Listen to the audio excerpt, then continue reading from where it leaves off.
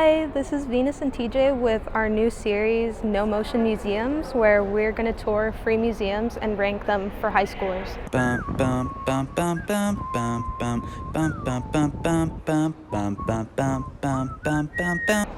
So for our first episode, we're here at the Academy Museum, and it's going to be just TJ Brunel and Venus Cuevas for this episode.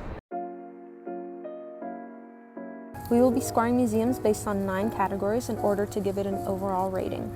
When rating museums, we will be considering its location, content, theme, uniqueness, ambiance/aesthetic, visitor experience, length of experience, gift shops, and its revisiting factor. In terms of location, it was given an 8 out of 10 because it is conveniently located near other free museums such as LACMA and Wilshire Boulevard. While the area around the museum is also full of cheap activities such as the Grove, which is a 10-minute walk away, it is somewhat limited in access to public transportation, with only having the 20 bus that runs down Wilshire. For content, we gave it a score of 7 out of 10, because while the museum is filled with multiple exhibits, they tend to be rather short because they are repeats of character and setting analysis for different films or movie fashion, with occasional exhibits of film history that may be boring for those uninterested by movie history. We gave it an 8 out of 10 in terms of length of experience. Due to the intricacy of the content, it may lead you to having a longer experience time, with first-time visitors staying for as long as 3 hours. For visitor experience, we gave it a 10 out of 10, as it is handicap accessible and the staff are very kind and patient.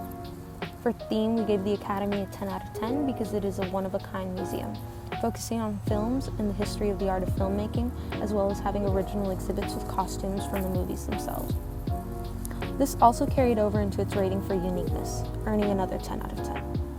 While the museum is very engaging and unique, we gave it a 7 out of 10 for ambiance and aesthetic because many of the exhibits are no flash photography, limiting options for people to take photos.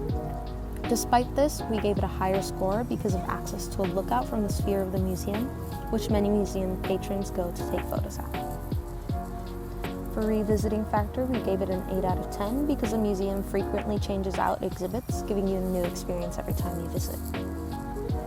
Finally, we scored the gift shop with 4 out of 10 because while it had a decent selection of lower priced souvenirs, many of the objects were extremely overpriced.